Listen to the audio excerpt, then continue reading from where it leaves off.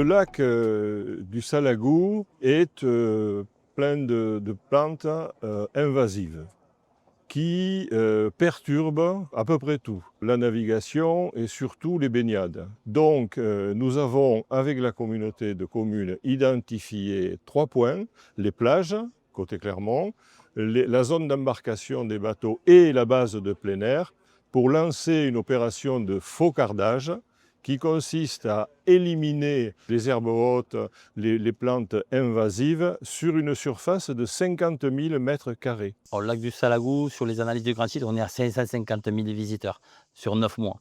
Donc l'intérêt de ce type d'opération, c'est bien sûr qu'elle soit propre, mais c'est aussi d'avoir toute l'année une plage qui soit propre et d'allonger la saison touristique pour que les acteurs économiques s'y retrouvent. Les visiteurs viennent se baigner, mais ils viennent ici aussi pour l'esprit des lieux. Donc là, on essaie de nettoyer les berges et ça fait donc une image encore plus belle au sein du grand site Salagou Cirque de Morez et maintenant Géoparc. Moi, ce que je dis toujours à mes clients, c'est que je suis paysagiste de l'eau. Je fais tout ce qui est entretien des zones aquatiques. Avec la canicule, en plus, du coup, beaucoup d'algues se développent. Donc moi, je suis là pour essayer de maîtriser un peu tout ça et couper, ramasser, pour voir que les bases de loisirs reprennent leur activité.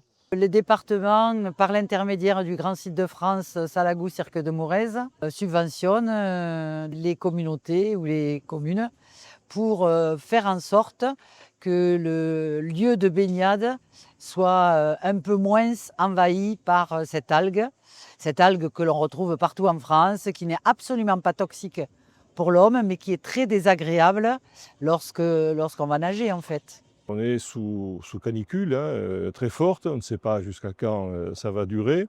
Mais en tout cas, ce qui est sûr, c'est que ça va vraisemblablement conditionner une fréquentation touristique de proximité au plus près possible des lieux où l'on peut avoir un peu de fraîcheur, où l'on peut avoir de l'eau, et peut-être plus au niveau d'un lac d'ailleurs qu'à la mer.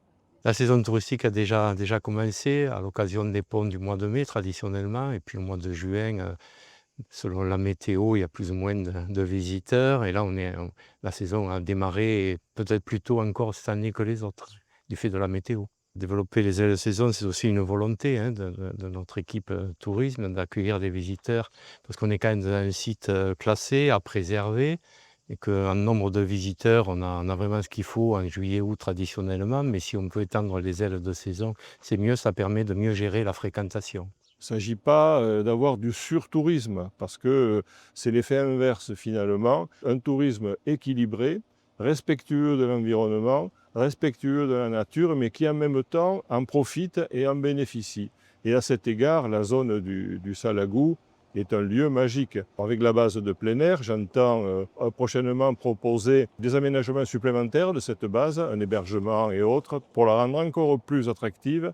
Mais il y a également le bassin aquatique qui est sous gestion de la communauté de communes avec une zone extérieure qui permet là aussi, notamment aux enfants et à la population, de pouvoir venir se baigner, quoi.